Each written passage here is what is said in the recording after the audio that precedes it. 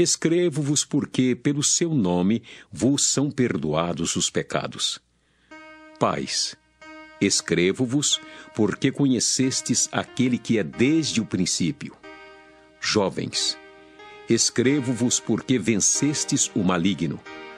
Eu vos escrevi, filhos, porque conhecestes o Pai. Eu vos escrevi, pais, porque já conhecestes aquele que é desde o princípio. Eu vos escrevi, jovens, porque sois fortes, e a palavra de Deus está em vós, e já vencestes o maligno. Não ameis o mundo, nem o que no mundo há. Se alguém ama o mundo, o amor do Pai não está nele.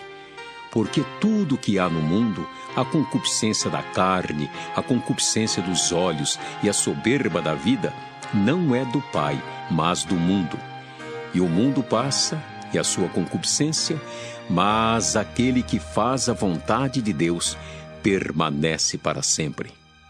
Eu fico maravilhado quando leio esse texto, que esse texto, eu quero falar ao meu e ao seu coração sobre crescimento, e esse texto, ele fala de uma forma bem clara sobre 3 classes de pessoas que representam todo o povo de Deus, que são os filhinhos, os pais e os jovens. 3 classes de pessoas que entendem que a vida cristã é um crescimento. Eu não posso estar aqui há 10 anos do mesmo jeito que eu entrei aqui. Não posso.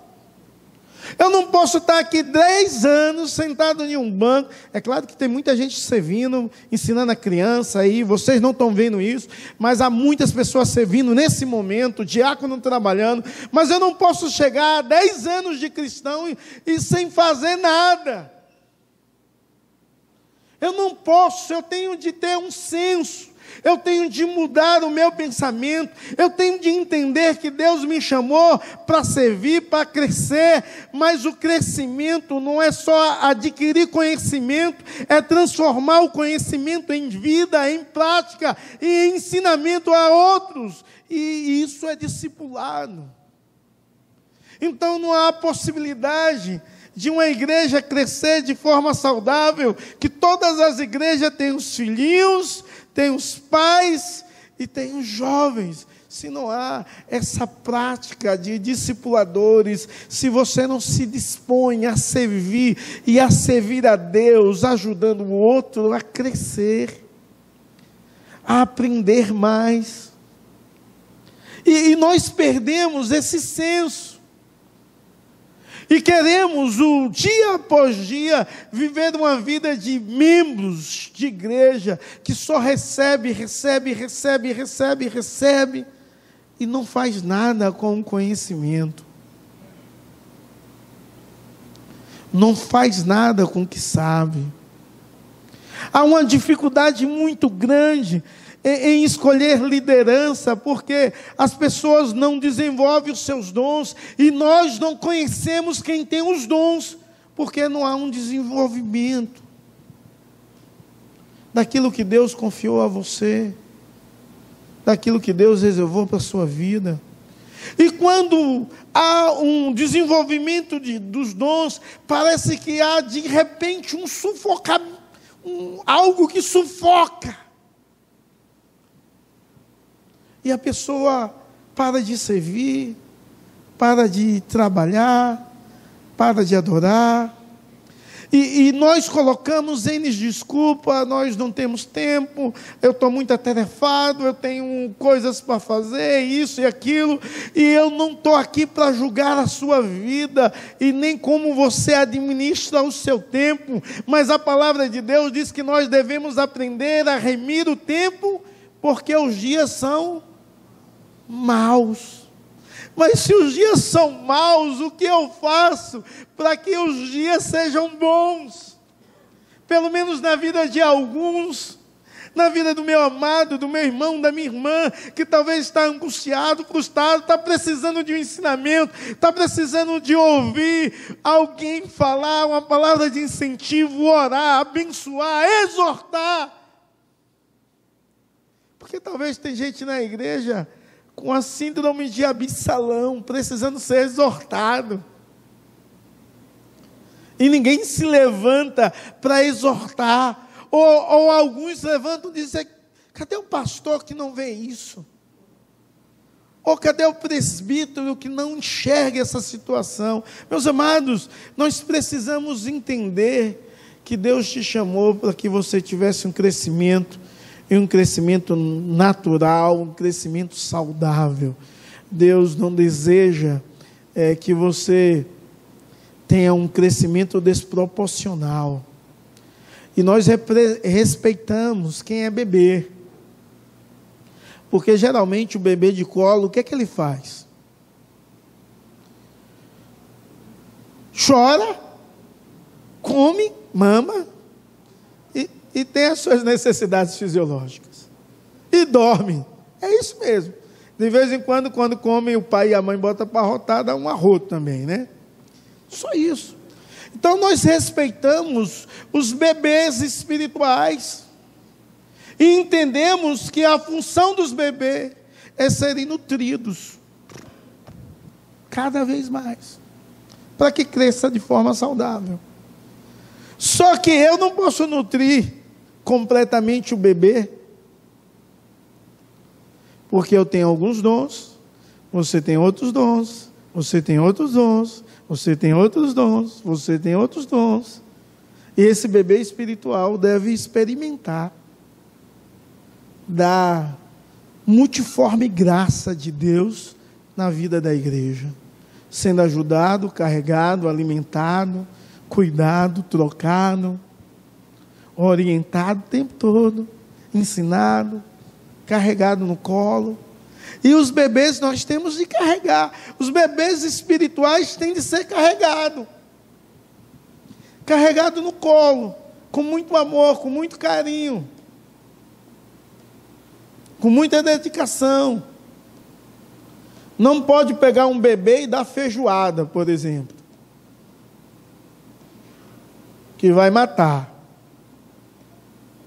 Mas pode dar um gogozinho, uma papinha, um negocinho. Lá no Nordeste diz um mingauzinho, levinho, fininho. Dá para dar. Gogó é linguagem de lá. Gogó. Aí lembra do Paulinho Gogó, né? Bom, já foi outra coisa, de Milson. Bom, mas os jovens e os bebês espirituais não dependem de idade. A pessoa pode ter 80 anos e ser um bebê espiritual. Está nascendo a fé. Então precisa ser carregado, animado, nutrido, ensinado. 80 anos, 90 anos, bebê. Não é a idade. Agora tem os jovens. E os jovens são gente com força. Jovens são com vigor.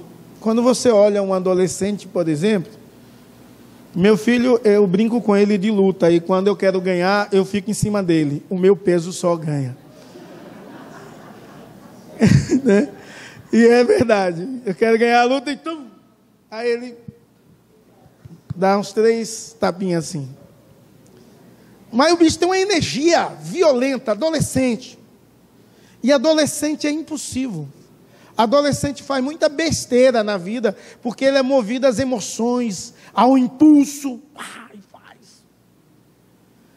Chega a 15 anos, o adolescente acha que sabe tudo, coitado. Porque quando chegar aos 30, ele pensa assim: eu não sei nada. E é assim. É claro que o texto fala de jovens espirituais, mas você pode fazer uma analogia a isso. Os jovens espirituais, onde é que estão os jovens dessa geração? Jovens que são pregadores, evangelistas, missionários, diáconos, presbíteros, pastores jovens.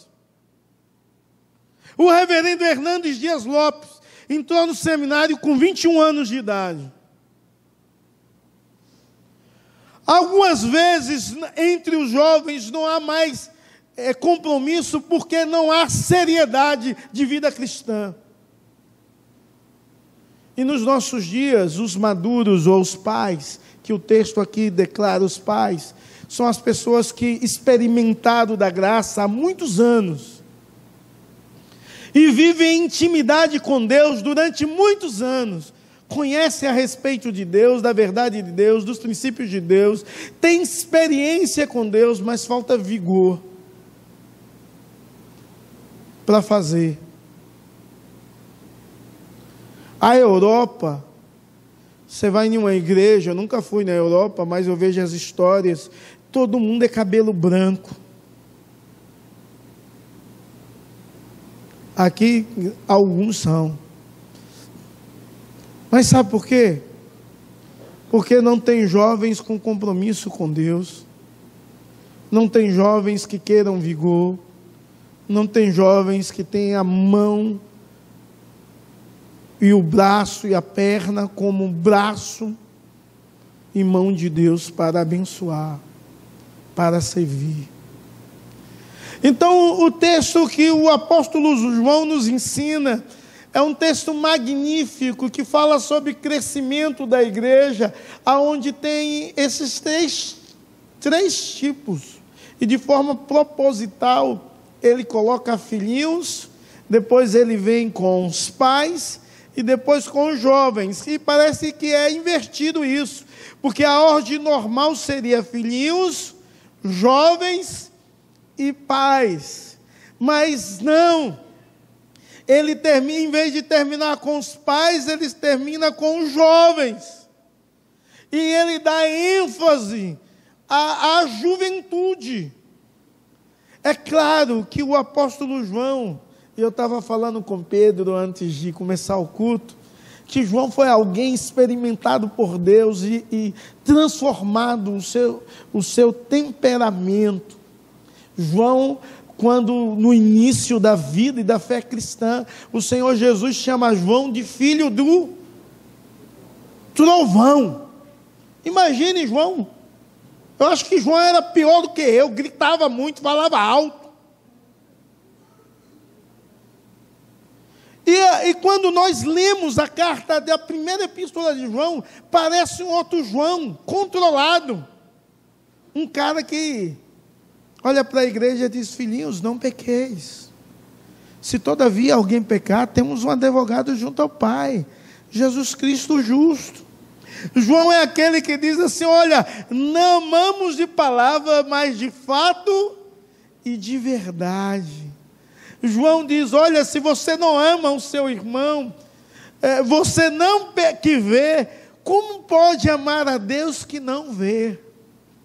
Então, a primeira epístola de João fala muito sobre o amor de Deus, o amor de um para com o outro, o amor interpessoal, o amor de irmandade. E é interessante que quando João fala e ensina sobre o amor, e no versículos anteriores, a ideia de João é ensinar o povo algumas verdades. E a primeira eu gostaria que vocês lessem em uma só voz.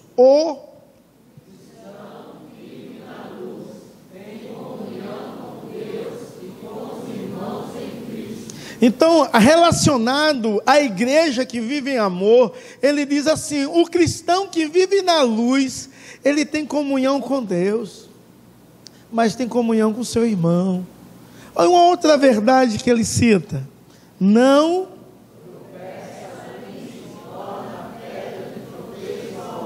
quem ama o seu irmão, ele não tropeça e ama a Deus, e também não se torna pedra de tropeço para outro.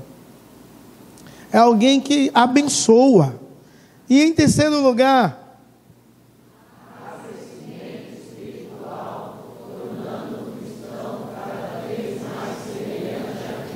quem ama, ele cresce e se torna cada vez mais semelhante a Cristo. E agora ele vai falar sobre o crescimento.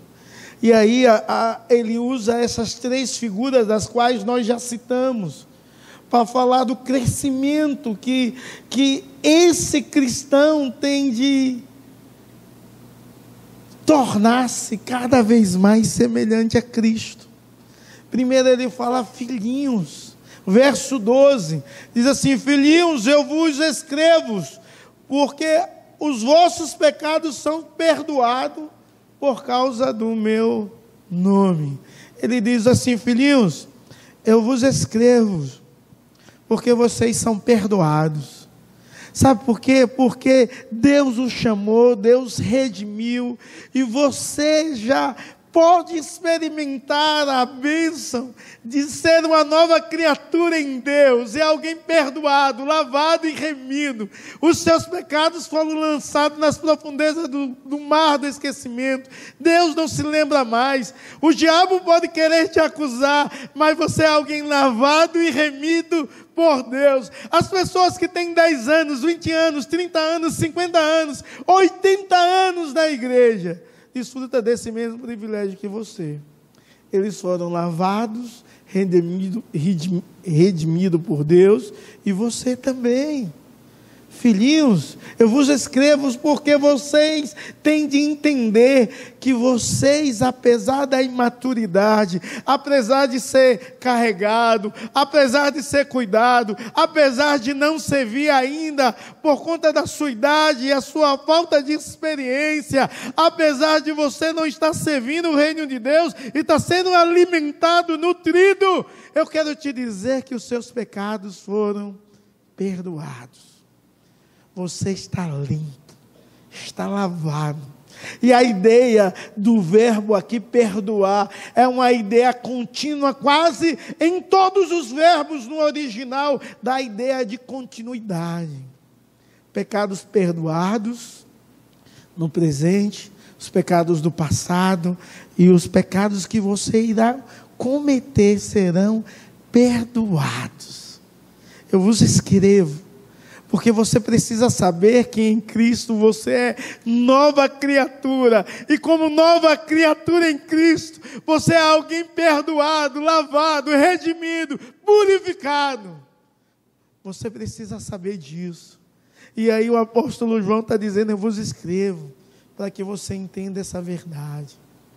Mas ele diz assim: ó, isso acontece, não é pelo que você faz, ou pelo que você deixa de fazer, porque você agora, como um bebê espiritual, seja qualquer idade que você tenha, sendo um bebê, você precisa nutrido. E o que acontece não é por causa de você, é por causa do nome, seu nome.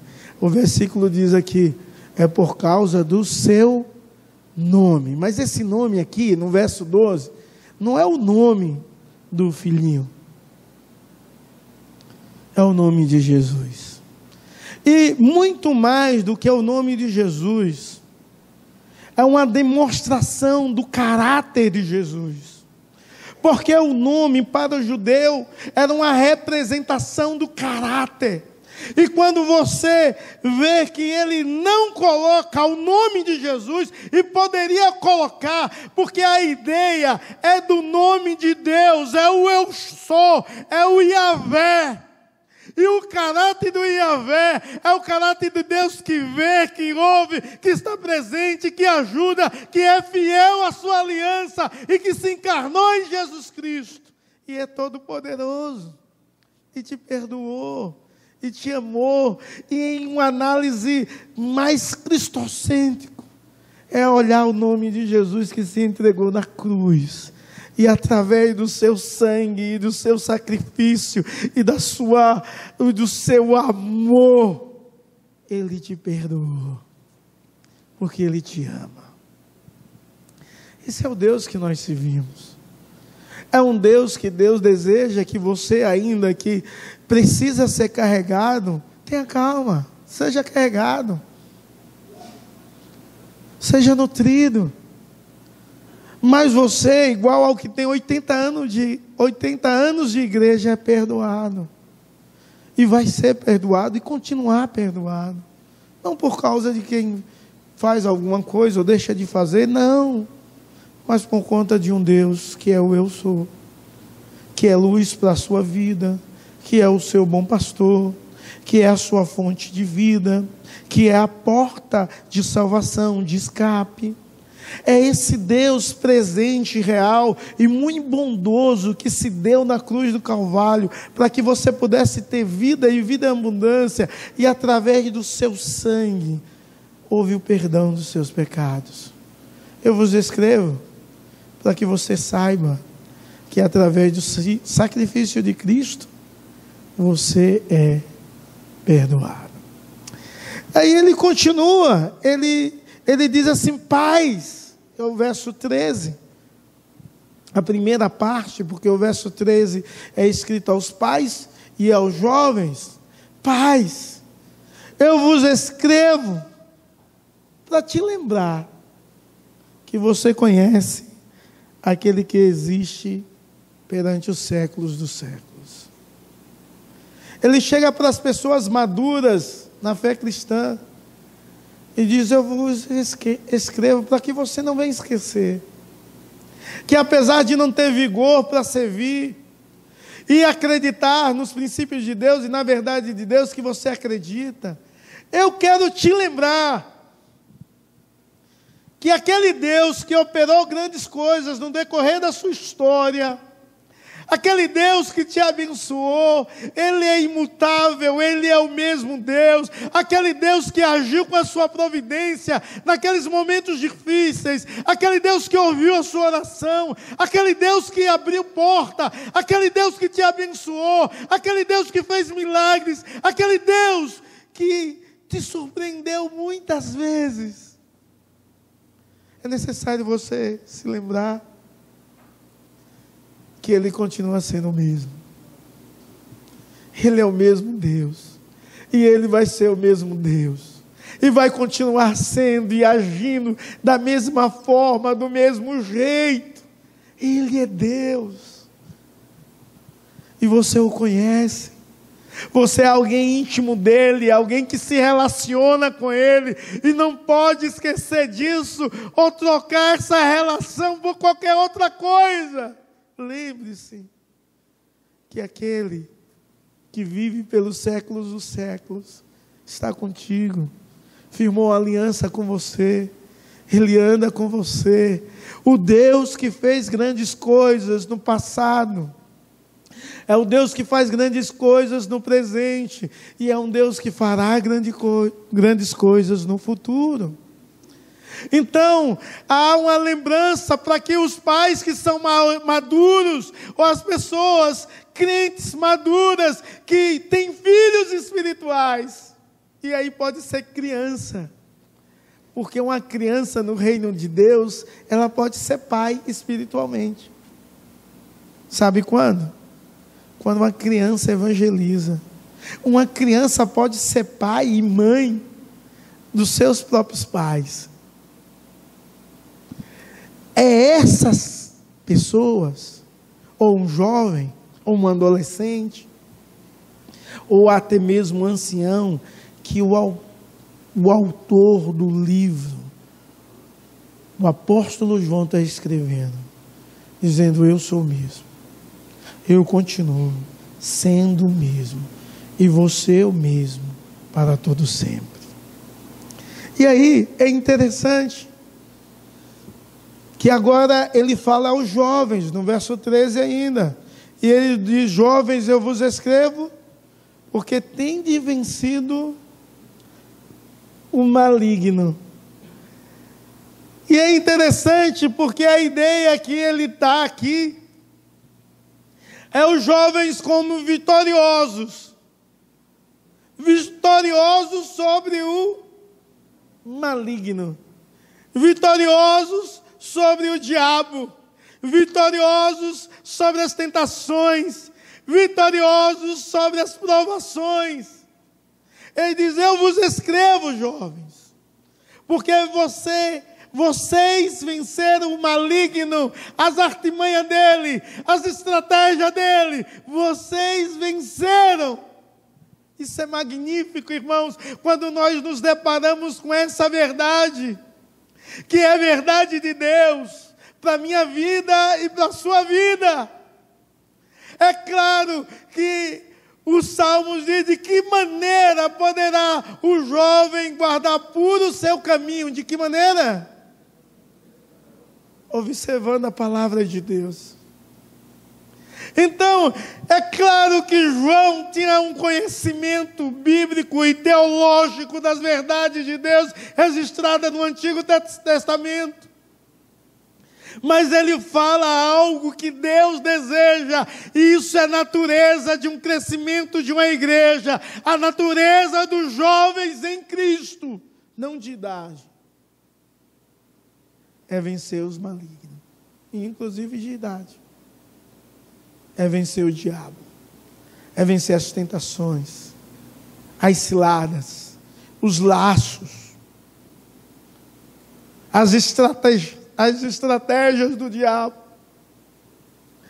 E quando você olha Jesus Cristo na sua juventude humana, em termos de idade, ele vai ao deserto e ele é tentado. E Jesus é tentado como Adão foi tentado. Jesus é tentado pelo desejo da carne.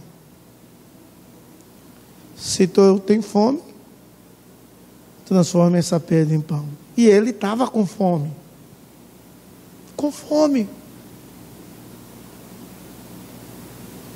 Adão, vendo que a árvore era boa. E aí é interessante, porque ele é tratado não só, tentado, não só na concupiscência da carne, mas na concupiscência dos olhos e também na soberba da vida. E Jesus Cristo é tentado nessas áreas também. E Jesus rebate com os princípios da verdade de Deus, dos princípios de Deus, soberba da vida. O diabo diz: tudo isso eu te darei, se prostrares e me adorares.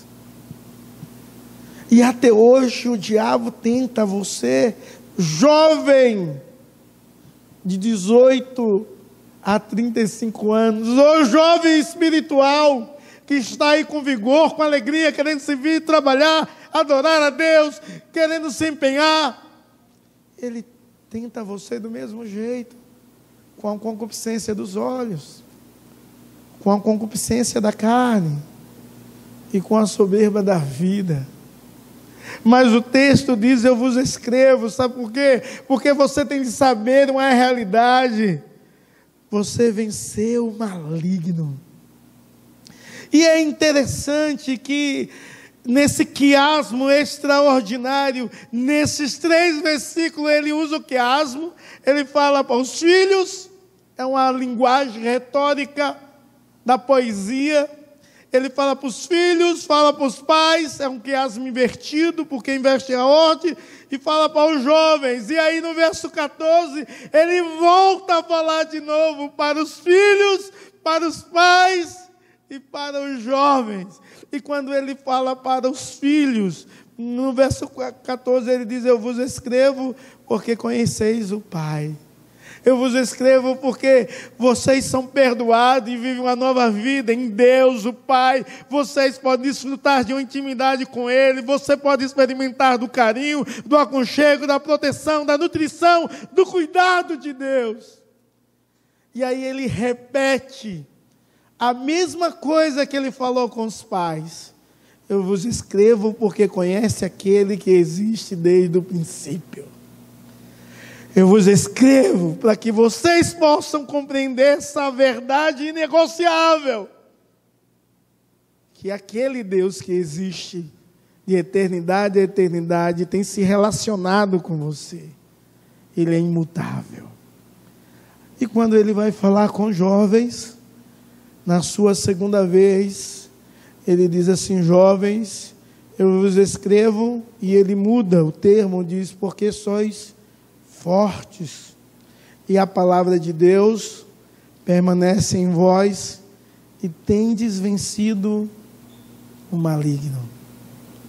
Ele agora chama, primeiro ele diz que os jovens vencem o maligno, mas agora ele diz que os jovens vencem porque é forte e porque a palavra de Deus habita em vós. E o termo forte aqui, há uma ideia de avanço, não só de vitória.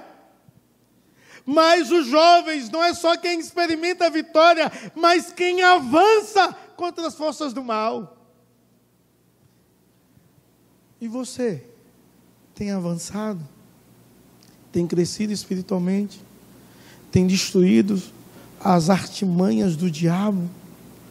Porque ele não fala só de vitória, mas ele fala de alguém que destrói, que avança continuamente, não por si mesmo, mas porque está firmado na palavra de Deus. A palavra de Deus habita em vós. E porque essa verdade de Deus habita em vós, porque a palavra de Deus e você se torna uma só coisa, você pode dizer sim a Deus, sim aos princípios de Deus e não ao diabo, experimentando a vitória. Mas você pode fazer muito mais. Você pode avançar sobre as artimanhas do diabo, evangelizando, pregando, anunciando, fortalecendo o caído, animando o desanimado. Você pode fazer isso em nome de Jesus e para a glória de Deus. Onde estão os jovens de nossa igreja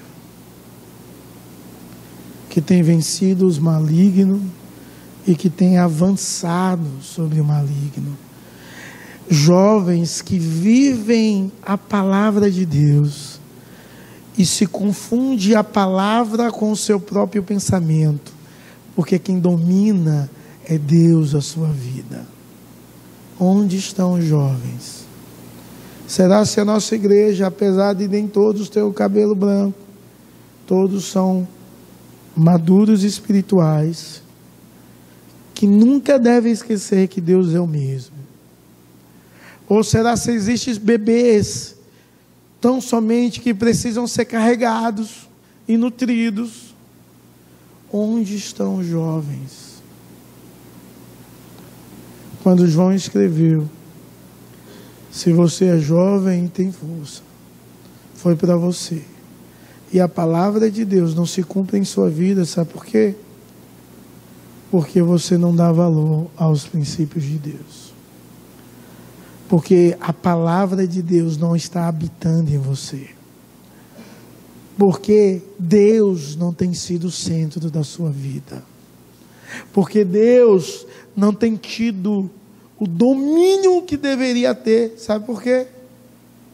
Porque você não tem deixado Deus agir. É claro que ele vai falar depois desse texto sobre o amor ao mundo. Não ameis o mundo, nem as coisas que há no mundo. E é claro que aquelas pessoas que estão a palavra de Deus arraigada no seu coração, elas não amam o mundo. Elas amam a Deus, têm uma relação boa com Deus e com o seu próximo. Que Deus os abençoe. Em nome de Jesus e para a glória do Senhor.